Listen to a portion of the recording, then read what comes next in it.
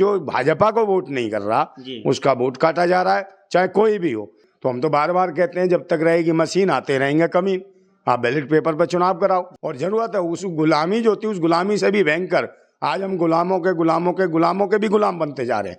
लोगों को सिखाया जा रहा रोजगार के नाम पे पकोड़े बेचो, समोसा बेचो, और जब पकोड़े समोसा बेचता है तो उसका ठेला ठेली सब ले जाती है एमसीडी। इनकी जब तक जनता ठुकाई नहीं करेगी, अपने क्षेत्र में वोट मांगने आए, इनके दे जूते चांद पे मारे, चाहे किसी पार्टी का नेता हो, जब तक इन्हें समझ नहीं आएगी। नमस्कार, आप देख रहे हैं द खबर 9। मैं हूं आपके साथ शिव शर्मा। आज की खास बातचीत में हमारे साथ नरेंद्र राजपूत उर्फ नंदा भाई हमारे साथ इस समय मौजूद। आइए बात करते हैं दिल्ली विधानसभा को लेकर के, क्या चल रहा है आम आदमी पार्टी में और क्या चल रहा है बीजेपी में, क्या होगा जनता का इस बार का फैसला। नंदा भाई बहुत बहुत स्वागत है आपका। जिंदाबाद जिंदाबाद। दिल्ली विधानसभा चुनाव आने वाले हैं, ऐसे में किसकी सरकार इस बार हो सकती है? देखिए, सरकारें तो सभी अपने अपनी जगह इस तरह भाई, पार्टी अपनी अपनी जगह सब काम कर रही है जी। मगर सबसे बड़ी बात है कि जनता का भला कैसे हो जी। भाई पार्टियों के अपने मुद्दे हैं, सब अपने अपने मुद्दे फेंक रहे हैं, पब्लिक का मुद्दा कोई नहीं सुनने को तैयार।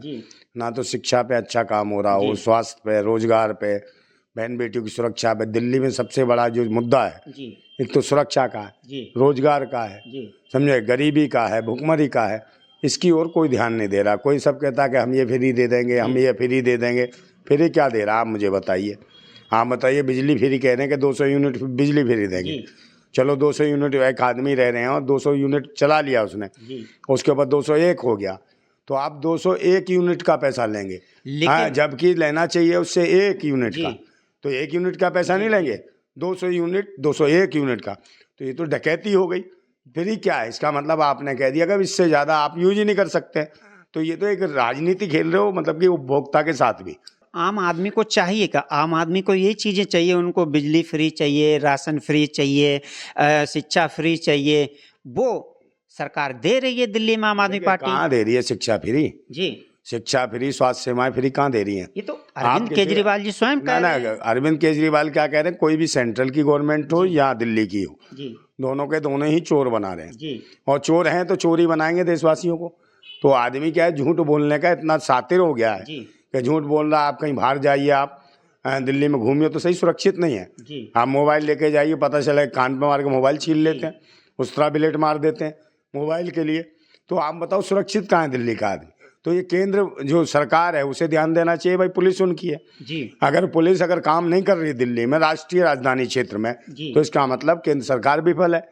इसको भाजपा जवाब दे। और रही बात यहाँ दिल्ली में, जब लोग पानी के लिए तरस रहे हैं, बिजली के लिए तरस रहे हैं, या मूलभूत जन सुविधाएं, गली गली में गड्ढे हो रहे हैं, सड़कें बनी नहीं है, महामारी फैली है, ऐसी सर्दी में भी मच्छर व्याप्त है, तो आप मुझे बताओ स्वास्थ्य के क्षेत्र में क्या काम हो रहा है? तो इसका मतलब विफल है दिल्ली सरकार के स्वास्थ्य क्षेत्रों में कोई काम नहीं कर रही है। कहीं ना कहीं आपका कहने का मतलब ये है, जो 10 सालों से लगातार आम आदमी पार्टी सरकार चल रही है दिल्ली में, आम आदमी पार्टी जिस कदर कार्य कर रही है उससे आप संतुष्ट नहीं है?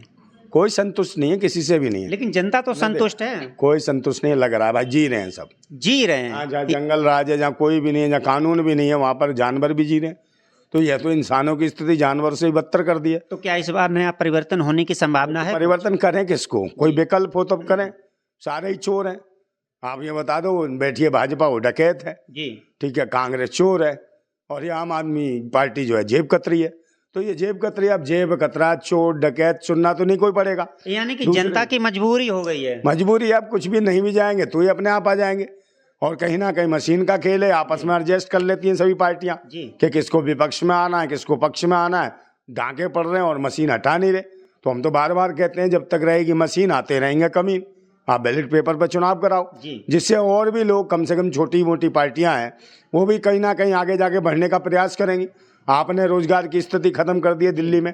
लघु और कुटीर उद्योग जो होते हैं, छोटे व्यापार थे, उन सबको बंद कर दिया है, और खुदरा व्यापार को भी खत्म किया जा रहा है। लोगों को सिखाया जा रहा है रोजगार के नाम पे पकोड़े बेचो, समोसा बेचो, और जब पकोड़े समोसा बेचता है तो उसका ठेला ठेली सब ले जाती है एमसीडी, और पुलिस उगाई करती है वहाँ। तो ये तो एमसीडी की कमी है। वो क्या टैक्स नहीं दे रहा है बंदा? अगर टैक्स दे रहा है तो आप बताओ कानून को इम्प्लीमेंट में कौन लाएगा? सरकार ही तो लाएंगी। सरकारी चोर हैं, डकैत हैं, जेब कतरी हैं, किसके पास जाएगा? और न्याय मांगने जाओ, आपके साथ कुछ हो जाए, न्याय मांगने जाओ, पुलिस आपको धर दबोचती है और आपसे 1000 सवाल पूछ लेगी, जबकि उस चोर को नहीं पकड़ेगी। और कहीं ना कहीं चोर और पुलिस दोनों मिले हुए हैं। आज दिल्ली में पता नहीं कहां पर गोली चल जाए, किसका फोन छिन जाए, किसके चाकू मार दिया जाए, ऐसा दिन दहाड़े हो रहा है। सीसीटीवी कैमरे में सारी फोटोज आती है, उसके बावजूद भी दिल्ली पुलिस कुछ नहीं कर रही है। लोगों की सुरक्षा के लिए कोई जिम्मेदारी नहीं हो रही, ना तो होम मिनिस्टर इस पर कुछ बयान दे रहे हो, ना दिल्ली पुलिस कुछ कर रही। क्या कहना है? क्या होम मिनिस्टर पुलिस क्या करेगी? और चोरी जब मिले हैं, चोर उचक्के, उठाई गिरे, जेब कतरे, चैन के असर और मोबाइल के अंदर सब मिले हुए हैं जी। ऊपर होम मिनिस्टर से ऊपर से कह दिया सरकार ने कि पुलिस को हमने यहाँ लगा दिया जी। पुलिस से इतना पैसा चाहिए। थानेदार है, थानेदार से कहता है एसपी कहेगा इतने पैसे चाहिए, या डीसीपी कहेगा इतने चाहिए, डीसीपी से कमिश्नर कहेगा इतने पैसे चाहिए। तो भाई कहाँ से लाएं वो पैसा? रोजगार है नहीं, छीना झपटी हो रही है और छीना झपटी कराई जा रही है उन्हीं से, उठाई गिरे नशेड़ियों से। अब नशेड़ियों से कौन लड़े?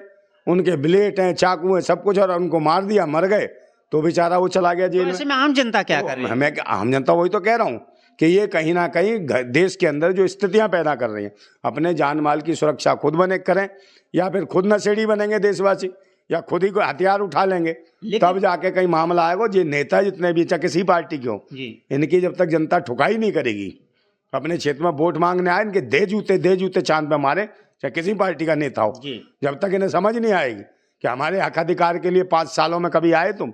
जब ही आते हो चुनाव के टाइम और ये गिनी चुनी पार्टियां बचती हैं, और कोई नई पार्टी बना रखी होती है तो उसको आगे आने का मौका नहीं मिलता। नई पार्टी को उदय होना चाहिए देश में। देखिए, उदय नई पार्टी कैसे, उसके पास पैसा नहीं होगा।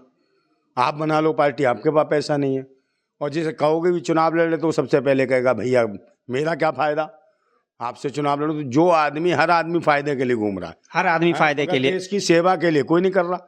कोई आज क्रांतिकारी पैदा नहीं हो रहा। आज जरूरत है देश को लेनिन जैसे क्रांतिकारियों की, मार्क्स जैसे क्रांतिकारियों की, भगत सिंह जैसे, राजगुरु, सुखदेव, पंडित चंद्रशेखर आजाद, अशफाकुल्ला खान, ऐसे क्रांतिकारियों की जरूरत है। और जरूरत है उस गुलामी जो थी, उस गुलामी से भी भयंकर आज हम गुलामों के भी गुलाम बनते जा रहे हैं। ये स्थितियां हैं। इस गुलामों की आज़ादी से हमें स्वयं में आज क्रांति करनी पड़ेगी, अपने हक अधिकारों के लिए लड़ना पड़ेगा, और नेताओं से पूछना पड़ेगा कि भाई शिक्षा क्यों नहीं, रोजगार क्यों नहीं, सुरक्षा क्यों नहीं, बहन बेटियों की इज्जत है क्यों नहीं, और हमारे जो लघु और कुटीर उद्योग थे उनको बंद किया जा रहा है। अब रही बात, जो भी आदमी मेहनत करता, मान लो अभी जैसे ई रिक्शा चल रही है, अब ये लग रहा है ई रिक्शा क्यों चलने लगी, इससे जाम होने लग। तो भाई रोजगार नहीं दोगे, पढ़ा लिखा आदमी क्या करे?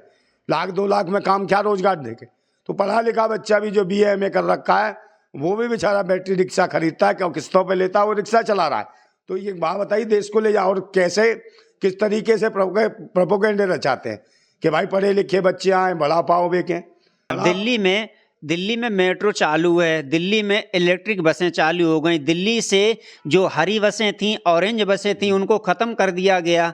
सरकार करना क्या चाहती है? आम नागरिकों की जेब पर सीधा इसका असर पड़ रहा है। क्या कहना है आपका? जो सरकार में अब आप 100 रुपए कमा रहे हैं जी, और 60-65 रुपए GST के नाम पे आपसे लूट लिए जा रहे हैं, तो 35 रुपए में जिएगा कैसे?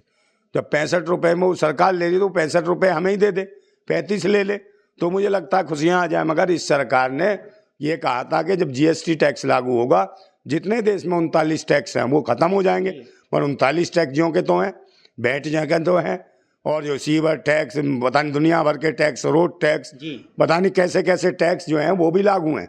तो एक बात बताओ, फिर बचता ही क्या है? तो मतलब कि 100 रुपये कमाएगा तो 10 रुपये घर ले जाएगा, 90 रुपये सरकार ले लेगी। मगर गरीब आदमी से डायरेक्ट GST टैक्स कट रहा है, उद्योगपतियों से नहीं। उद्योगपति जो है वहाँ जो बनाने वाला है उसके पास कोई नहीं GST लग रहा, उसका तो नीचे माल जा रहा है, उसमें लग रहा है GST।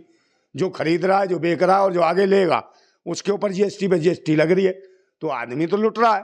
तो भाई उनको फायदा पहुंचाया जा रहा है, व्यापारियों को फायदा पहुंचाया व्यापारी। अच्छा नंदा जी, आपसे एक सवाल, दिल्ली में लगातार जो वोटर थे उनके नाम वोटर लिस्ट से काटे जा रहे, जिसमें ज्यादातर पूर्वांचल के लोग हैं। विधानसभा का चुनाव आ रहा है और दिल्ली में लगातार वोटों की कटिंग लगातार जारी है, क्या कहना है? सरकार जो है इस टाइम केंद्र की सरकार भाजपा की है जी।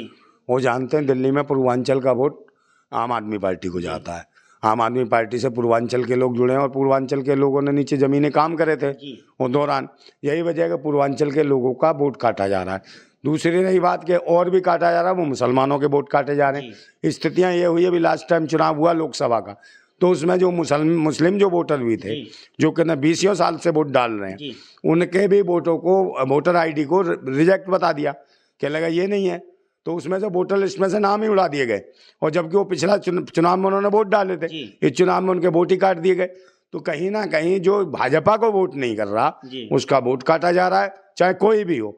और ये तय कर लिया जा रहा है विधानसभा वाइज के कहाँ पे हमें वोट किस पार्टी, कौन लोग नहीं देते, उन लोगों का वोट काटा जा रहा है, उन्हें चिन्हित करके काटा जा रहा है उनका वोट। यही वजह है कि पूर्वांचल के लोगों का वोट काटा जा रहा है, बिहार के लोगों का भी वोट काटा जा रहा है, और भी जो बाहर से जो लोग हैं जो कहीं ना कहीं आम आदमी पार्टी को सपोर्ट करते हैं, उनका वोट कट रहा है।